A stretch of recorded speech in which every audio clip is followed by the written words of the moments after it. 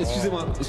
Je crois que vous n'êtes jamais allé dans un hôpital. Parce qu'aujourd'hui, dans les hôpitaux, En l'occurrence, je suis il y a désolé. 2 semaines à Montélimar. Ah oui, je crois que vous n'avez pas très bien vu les étudiants infirmiers ou les étudiants en médecine. Parce que si eux ne travaillent pas dans l'hôpital, très clairement, l'hôpital peut fermer. Parce qu'il n'y a plus personne dans les hôpitaux aujourd'hui. Et qu'aujourd'hui, les étudiants servent de main-d'œuvre. Bas marché, bas prix. On n'a plus cette capacité d'éduquer les étudiants. Et c'est bien pour ça que les internes de médecine vont se mettre en grève. Parce qu'ils n'apprennent plus rien. Ils font le travail. Ils travaillent comme un senior. Ils travaillent comme un médecin titulaire. Parce qu'il n'y a plus personne dans l'hôpital. Ils pallient à ce manque de travail. Et dire que l'étudiant est là pour étudier et qu'il n'a pas vocation à travailler, c'est ignorer la réalité du terrain. Et ça, c'est le symbole qu'on vous dit depuis 9 mois. 9 mois de grève, 3 revendications, aucune n'a été entendue. C'est de la manipulation de masse. C'est de la stratégie gouvernementale qui vise à diviser encore plus les Français.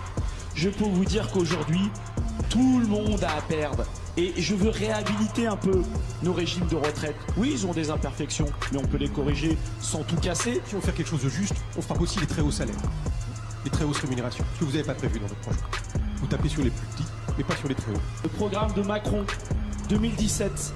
Programme de Macron, qu'est-ce qu'il dit en 2017? Il dit après plus 20 ans de réformes successives, le problème de retraite n'est plus un problème financier. Donc si aujourd'hui ça devient un problème financier alors que ça fait 2 ans qu'il est au gouvernement, c'est que c'est bien son bilan. C'est lui qui a mis les caisses de retraite en difficulté. Parce qu'il y a 2 ans, c'était pas un problème financier, aujourd'hui ça en devient. Je crois que c'est M. Castaner qui a indiqué que de toute façon les policiers auraient un régime spécial. Ils ont un régime particulier. Ah, oui, on change le mot. C'est vrai que nous on a compris qu'on avait avant Madame Buzyn et Monsieur Delevoye et que maintenant on a Madame Diaye et Monsieur Darmanin, donc on a changé, on a la communication et le grand argentier. Et que visiblement, ce qui se dit est plus important que ce qui se fait. On est en souffrance, on a des conditions de travail qui sont de plus en plus difficiles et la réponse du gouvernement, elle est où? Je veux dire qu'on en a marre. On en a marre d'être stigmatisés en permanence, que nos fiches de paye, elles tournent dans les journaux, que nos pensions, elles tournent en permanence. On en a marre d'être stigmatisés. Vous nous avez stigmatisés pendant des mois et aujourd'hui vous nous avez chauffés à blanc. Les collègues, ils sont chauffés à blanc là. Ils en peuvent plus parce que franchement, il y a le patron du CAC 40 et quand on écoute les journaux, au-dessus, il y a le cheminot et l'agent RATP. Pourquoi vous ne nous laissez pas tranquilles? On ne vous a rien demandé, on ne vous coûte rien, on vous rapporte de l'argent chaque année, foutez-nous la paix.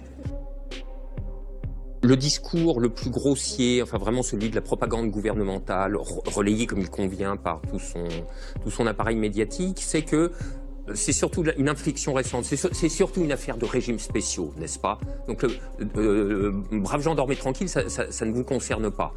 Là, je pense que c'est tellement grossier que ça devrait pas marcher, ce truc. Il y a vraiment un propos, mais ouvert, de prendre les gens pour des billes. Et je pense que c'est plus la bonne hypothèse, quoi, même pour le plus cynique des communicants. Donc ça, on va le laisser de côté. Alors maintenant, il y a la réforme des retraites à proprement parler. Bon, la réforme des retraites, bah oui, à l'inverse de la thèse des régimes spéciaux, c'est un système que Macron veut universel, il n'arrête pas de le dire d'ailleurs. Donc si c'est universel, c'est que ça concerne tout le monde. Alors que lui reprocher? Génériquement, une chose extrêmement simple, c'est que c'est un système qui, sous les allures de l'universalité, est profondément inégalitaire, puisque lorsqu'on applique un traitement uniforme à des situations qui, a priori, qui dès le départ sont inégales, évidemment, on ne fait qu'approfondir les inégalités en question. Et la deuxième chose, c'est que c'est une machine à ratiboiser les pensionnés tout bonnement.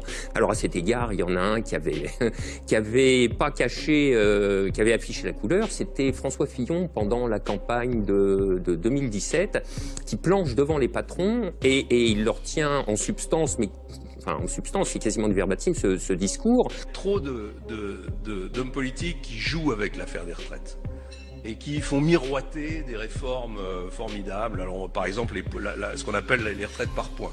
Le système de retraite par points, j'y suis favorable. Mais il ne faut pas faire croire aux Français que ça va régler le problème des retraites. Le système par points, en réalité, ça permet une chose qu'aucun homme politique n'avoue. Ça permet de baisser chaque année le montant des points, la valeur des points, et donc de diminuer le niveau des pensions.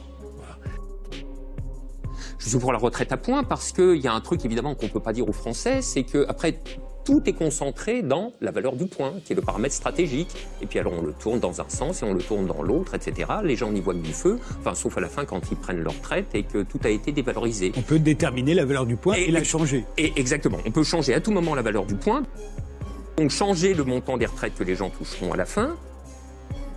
Et alors, écoutez, il ne le dit pas comme ça, c'est moi qui vais le lui faire dire, parce que, bon, s'il est grossier en pensée, il n'est pas encore grossier en langage, mais vraiment, ça clignote. C'est une merveilleuse machine à niquer les retraités.